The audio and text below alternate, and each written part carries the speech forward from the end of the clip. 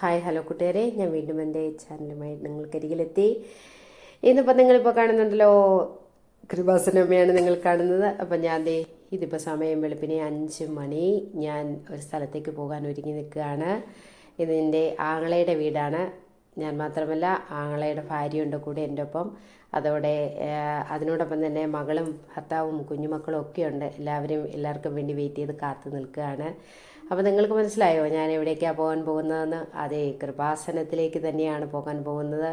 ഈ മണ്ണിലെത്തിക്കഴിഞ്ഞാൽ, സിംഗപ്പൂരിൽ നിന്ന് കേരളത്തിലെത്തിക്കഴിഞ്ഞാൽ കൃപാസനം വിട്ടൊരു കളി നമുക്കില്ലല്ലോ. അപ്പോൾ അമ്മയെ കാണാതെ ഒരു യാത്രയെന്ന് പറഞ്ഞാൽ അത് നമുക്ക് ഉൾക്കൊള്ളാൻ പറ്റുന്നൊരു കാര്യമല്ല. അതുകൊണ്ട് തന്നെ നമ്മൾ അമ്മയെ കാണാനുള്ള യാത്രയ്ക്ക് പോകാൻ തയ്യാറാകുകയാണ്. വെളുപ്പിന് 5 മണിക്ക് വിടുന്ന 5 മണിക്ക് നമ്മുടെ വാഹനം വിട്ടാൽ നമുക്ക് 7 മണിക്ക് ആദ്യത്തെ ഉടമ്പടിയിൽ തന്നെ ഉടമ്പടി പുതുക്കേണ്ടതായിട്ടുണ്ട്. പുതുക്കുന്ന ടോക്കൺ കിട്ടണം. അതിന് വേണ്ടിയിട്ടാണ് നമ്മൾ രാവിലെ തന്നെ പുറപ്പെടുന്നത്. അപ്പം നമ്മളതേ കൃപാസനത്തിലെത്തിക്കഴിഞ്ഞു.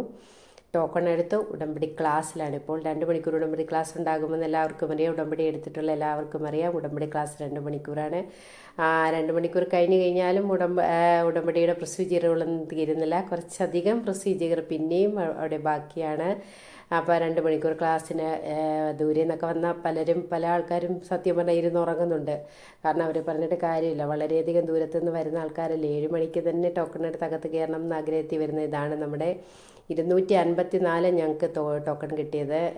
ഇതാണ് ഉടമ്പടി പേപ്പറ്, നമ്മുടെ നിയോഗം എഴുതിയ പേപ്പറ്, നമ്മുടെ പത്രം വാങ്ങിച്ചതിൻ്റെ രേഖകൾ എല്ലാം ഇതിൽ ആലേഖനം ചെയ്തിട്ടുണ്ട്. അങ്ങനെ ഇപ്പം ഞാൻ വിദേശത്തുനിന്ന് വന്ന് ഉടമ്പടി എടുക്കുന്നതുകൊണ്ടാണ് എനിക്ക് മഞ്ഞ പേപ്പർ കിട്ടിയിരിക്കുന്നത്. അല്ലാത്ത എല്ലാവർക്കും പച്ച പേപ്പറാണ് ഉടമ്പടി പേപ്പർ നൽകുക. അപ്പോൾ ഉടമ്പടിയുടെ പ്രൊസീജിയർ കഴിഞ്ഞാൽ അടുത്ത പ്രൊസീജിയറിന് വേണ്ടി അവരിതെല്ലാം ചെക്ക് ചെയ്യേണ്ടതായിട്ടുണ്ട്. നമ്മൾ എന്തൊക്കെ വാങ്ങിയിട്ടുണ്ട്, അല്ലെങ്കിൽ നമ്മൾ അടുത്ത ഉടമ്പടിയുടെ ഡേറ്റുകൾ കുറിക്കേണ്ടതായിട്ടുണ്ട്. അവരുടെ സൈൻ രേഖപ്പെടുത്തേണ്ടതായിട്ടുണ്ട്. സീലുകൾ രേഖപ്പെടുത്തേണ്ടതായിട്ടുണ്ട്. പക്ഷേ അവിടെ വളരെയധികം ഏറെ സമയം നമുക്ക് ലാഗ് ചെയ്യേണ്ടതായിട്ട് വന്നു. അതിന് കാരണമെന്ന് പറയുന്നത്, മെയിനായിട്ടുള്ളതെന്ന് പറയുന്നത് അവിടെ എന്താണ്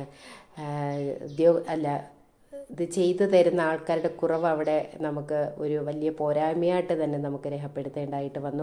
അതുകൊണ്ട് തന്നെ ഉടമ്പടിയുടെ എല്ലാ പ്രൊസീജിയറും തീർന്ന് ഒരു 11 മണിക്ക് ഇറങ്ങേണ്ട നമ്മൾ 1 മണി അടുപ്പിച്ചായി നമ്മൾക്ക് അവിടെ നിന്ന് ഇറങ്ങേണ്ടതായിട്ട് വന്നു. പ്രിയപ്പെട്ട ജോസഫ് അച്ഛനോടൊരു വാക്ക്, ഇങ്ങനെയുള്ള വളരെയധികം ദൂരെ നിന്ന് ഉടമ്പടി എടുക്കാനും ഉടമ്പടി പുതുക്കാനുമായിട്ട് വരുന്നവർക്ക് ബുദ്ധിമുട്ടുണ്ടാകാത്ത രീതിയിൽ കുറച്ചധികം ജോലിക്കാരെ അവിടെ അപ്പോയിൻമെൻറ്റ് ചെയ്ത് കഴിഞ്ഞാൽ അത് മറ്റുള്ളവർക്ക് ബുദ്ധിമുട്ടാകില്ല എന്നുകൂടി ഒരു അപേക്ഷയുടെ സ്വരത്തിൽ അങ്ങയുടെ തിരുമുമ്പിൽ സമർപ്പിച്ചു കൊള്ളുന്നു.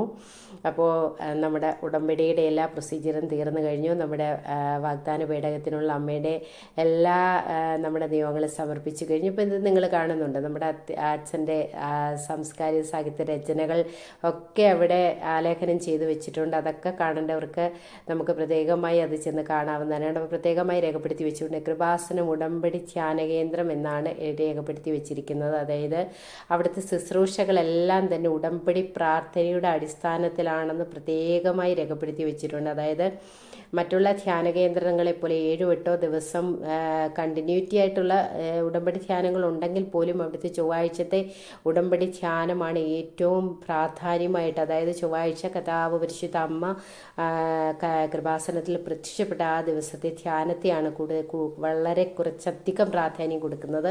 അന്നത്തെ ധ്യാനത്തെയാണ്.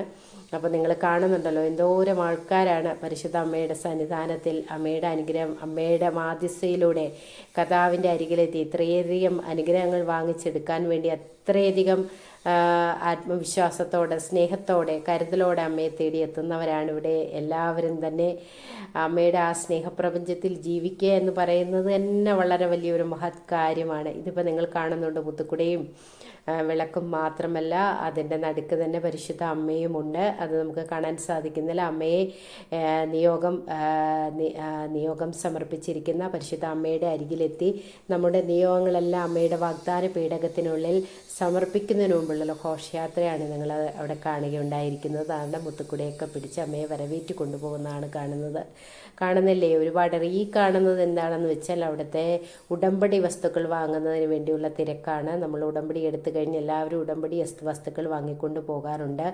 അതിൻ്റെ കൗണ്ടറിന് മുമ്പിലുള്ള തിരക്കാണ് നിങ്ങളിപ്പോൾ കണ്ടത്. ആ കൗണ്ടറിന് മുന്നിൽ എന്നല്ല, എല്ലായിടത്തും അവിടെ തിരക്ക് തന്നെയാണ്. എന്നാണ് നമ്മുടെ കൃപാസനത്തിൻ്റെ ഫ്രണ്ട് ഭാഗം എന്ന് പറയുന്നത്. ഇവിടെയാണ് നമ്മൾ അവിടെ തന്നെ അവിടെ കൃപാസനത്തിന് ഫ്രണ്ടിൽ തന്നെ അമ്മയുടെ ഒരു രൂപാലേഖനം ചെയ്ത് വെച്ചിട്ടുണ്ട്. നമ്മൾ അവിടെ വന്ന് പൂമാലയും മെഴുകുതിരിയൊക്കെ വാങ്ങിച്ച അമ്മയ്ക്ക് സമർപ്പിക്കുകയുണ്ടായി. അത് കഴിഞ്ഞ് ഇത് കണ്ടോ, VP അച്ഛൻ്റെ ആത്മീയ സാംസ്കാരിക സാഹിത്യ രചനകളെല്ലാം അവിടെ പ്രത്യേകമായിട്ട്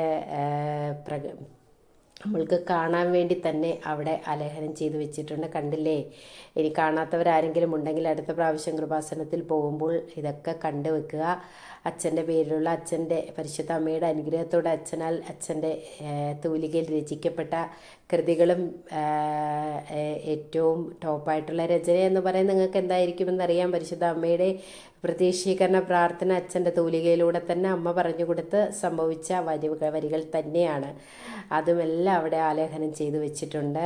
അതെല്ലാം നമ്മൾക്ക് വേണമെങ്കിൽ വാങ്ങിച്ച് കൊണ്ടുപോയി വായിക്കാനുള്ള സൗകര്യങ്ങളും അവിടെയുണ്ട്.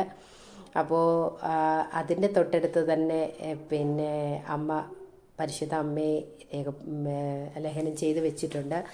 അവിടെ നിന്നും ആൾക്കാരെല്ലാം അമ്മയെ വന്ന് വണങ്ങി പ്രാർത്ഥിച്ചു പോകുന്നുണ്ട്.